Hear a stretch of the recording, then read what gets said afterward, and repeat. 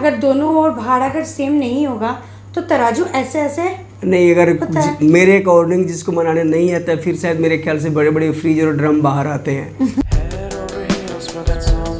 नमस्कार दोस्तों, स्वागत है आपका माइक पे इंडिया के एक नए एपिसोड पे, जहाँ पे गेस्ट भी हम ही है और होस्ट भी हम ही है। हम ही का मतलब कि मैं मृत्युंजय ओझा और मेरी मिसेज रियंका ओझा।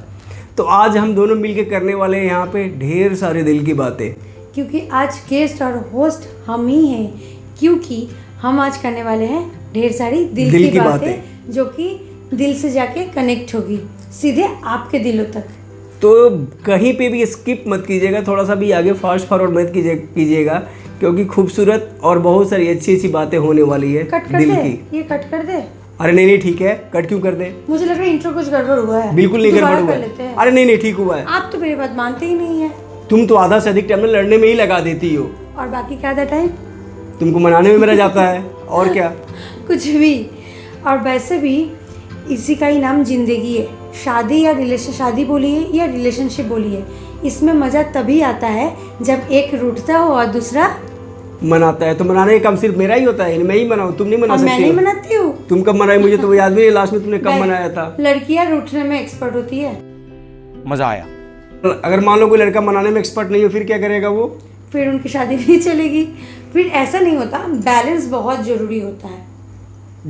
उस तरह के जिस तरह की तुम मुझे क्रिकेट दिखाने के चक्कर में तुम अपना दिन में सीरियल लेकर बैठे रहती हो, मेरा क्रिकेट मिस होता रहता है। मैं ये नहीं कह रही हूँ, मैं ये कह रही हूँ कि अगर कोई रूठता है तो दूसरा को मनाना आना चाहिए।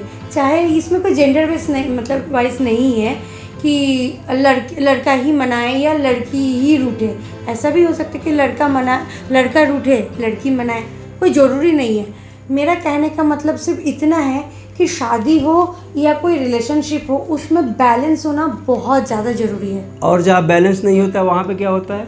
वहाँ फिर ऐसे ऐसे डगमगाता है। तराजू देखा ही होगा आपने। अगर दोनों ओर भार अगर सेम नहीं होगा तो तराजू ऐसे ऐसे नहीं। अगर मेरे अकॉर्डिंग जिसको मनाने नहीं आता फिर शायद मेरे ख्याल से बड़े बड़े फ्रीज और ड्रम बाहर आते हैं। ये बहुत सेंसिटिव टॉपिक हो जाएगा, हम उस पे नहीं जाएंगे। हम यहाँ पे प्यार बड़ी बातें करने आए हैं, दिल की बातें करने आए हैं, तो हम सिर्फ दिल की बातें करेंगे। चलो लेट्स गो। तो आज का मेरा जो स्पेशल, मतलब कि आज जो हम आपसे बातें करने आए हैं, अपने गेस्ट से, जो गेस्ट बोल रही हूँ मैं, अपने ऑडियंस से जो मैं बातें करने आई हूँ, वो होता है रिलेशनशिप में हमेशा साथ रहना ज़रूरी है या अपना अपना पर्सनल स्पेस भी देना ज़रूरी है। आपके अकॉर्डिंग क्या है? मतलब आपके अकॉर्डिंग क्या होना चाहिए? मेरे अकॉर्डिंग कि अगर कुछ ऐसा काम है कि आप दूर रहते हो, तो अगर आपके अंदर फीलिंग्स दोनों के दिल में अगर एक दूसरे के लिए बराबर है, तो आप दूर रहते हुए फीलिंग्स को अपनों हमेशा अटैच कर सकते हो। मतलब कि आप बेहतर एक दूसरे के साथ साझा कर सकते हो और वो फील नहीं होगा कि हम दूर भी है। और अगर दिल में प्यार होता है, बंदा अगर एक दूसरे के साथ वाकई मतलब अटैचमेंट होता है, तो वो दूर होगा ही नहीं। सबसे पहले वो दूर रहते हुए भी उसको ऐसे फील करा देगा, चाहे वो हफ्ते में आ जाए, चाहे 5 दिन में आ जाए, कभी ना कभी उसके लिए टाइम मिल ही जाएगा और वो आ ही जाएगा और उसको फील करा देगा कि हम दोनों एक हैं। लाइफ की भाग दौड़ में, डेली लाइफ की रूटीन की वजह से, पैसे कमाने के चक्कर में बेशक दूर है लेकिन एक ही है। हाँ, वो तो ठीक है, क्योंकि जताना बताना बहुत इम्पोर्टेंट होता है। मैं यहाँ बात करना चाह रही हूँ कि प्यार और पर्सनल स्पेस, इसके बारे में। जैसे कि लोगों के दिमाग में ये बात रहती है कि कपल है तो हर चीज़ हम साथ में ही करेंगे। जैसे हम हस्बैंड वाइफ है, कपल है तो हम हर चीज़ साथ में करेंगे। लाइक खाना खाना, जॉब पे जाना, हर एक चीज़, छोटी मोटी चीज़ें हम साथ में करें। तो आपके अकॉर्डिंग क्या होना चाहिए कि कपल, मतलब कि एज ए कपल तो हम बहुत सारा टाइम साथ में स्पेंड करते ही हैं, तो एज ए इंडिविजुअल पर्सन हमें अपना अपना पर्सनल स्पेस मिलना चाहिए कि नहीं? कि जैसे आपका कुछ हॉबी होगा, मेरा कुछ हॉबी होगा, मैं अपने हॉबी के साथ कुछ टाइम स्पेंड कर ली या आप अपने हॉबीज़ के साथ कुछ टाइम स्पेंड कर लिए। ऐसा होना चाहिए या नहीं होना चाहिए? बिल्कुल 110% होना चाहिए।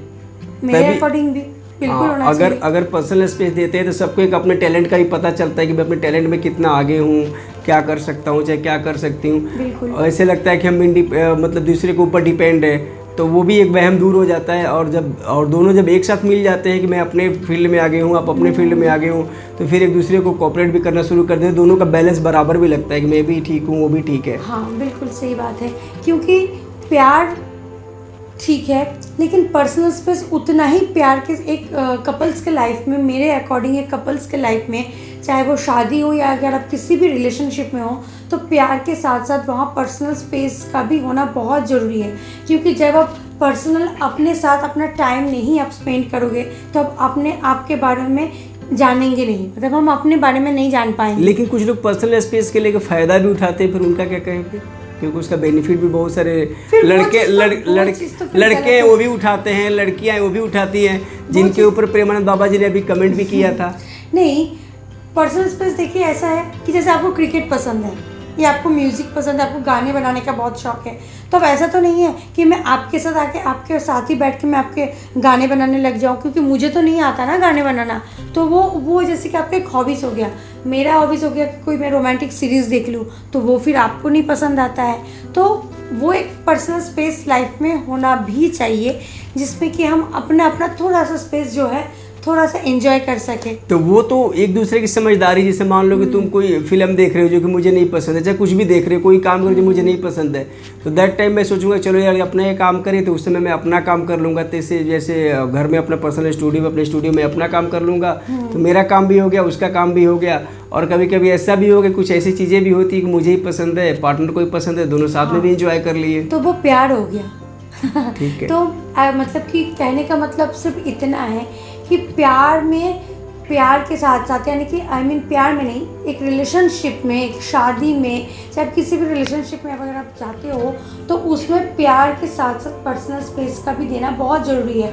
हो सकता है कि चाहे मेल पार्टनर हो या फीमेल पार्टनर हो, किसी को बाहर अपने दोस्तों के साथ टाइम स्पेंड करना अच्छा लगता हो, तो हाँ रोज़ तो नहीं लेकिन कभी कभी तो वो टाइम दे ही सकते हैं ना, बिल्कुल दे सकता है कि वो चले जाए बाहर घूमने फिरने चले जाए, अपने दोस्तों के साथ क्रिकेट खेलने चले जाए।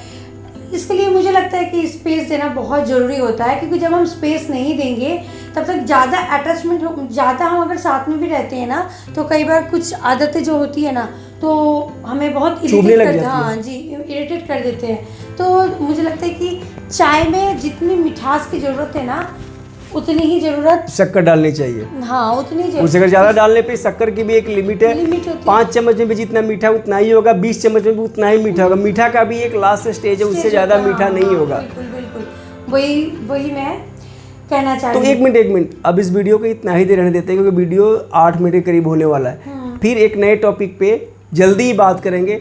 आप अगर वीडियो को पसंद करोगे, हमारा टॉपिक अच्छा लगेगा, तो हम 2 दिन 4 दिन के बाद ऐसे एक अच्छे टॉपिक पे बात करेंगे और साझा करेंगे। और आप कमेंट में अपना भी राय साझा जरूर करना, ताकि हमें भी पता चले कि जो हम कर रहे हैं वो सही है कि नहीं। वैसे हमारा फ्राइडे पे हम आपका भी राय जानना चाहते कि आपका क्या राय है प्यार में, मतलब कि रिलेशनशिप में कैसा होना चाहिए, प्यार में स्पेस होना चाहिए कि नहीं होना चाहिए, कपल को हमेशा साथ साथ रहना चाहिए। तो आप भी अपना राय जो है वो कमेंट्स में ज़रूर लिखिए, ताकि हमें भी आपके बारे में जानने में और आपसे जुड़ने में हेल्प होगी। और हम जितना ज़्यादा जुड़ेंगे ना, तो हमारे यूट्यूब फैमिली जो है, या अगर आप फेसबुक पे देख रहे हैं तो हमारा फेसबुक फैमिली भी काफ़ी ज़्यादा स्ट्रॉन्ग होगा। और बहुत जल्दी इसी चैनल पे जो माइक पे इंडिया, जो ओझा जी ब्लॉग्स पे हमारा सीरीज शुरू किया है हमने, बहुत ही जल्दी बहुत ही अच्छा एक टॉपिक पे हमने बातें की है मिस्टिक पूनम के साथ, जो कि हीलिंग मास्टर है, टैरो कार्ड रीडर है। बहुत ही अच्छा टॉपिक और एडिटिंग पे है, जल्दी ही आने वाला है, मतलब 2-4-5 दिन के अंदर में आ जाएगा।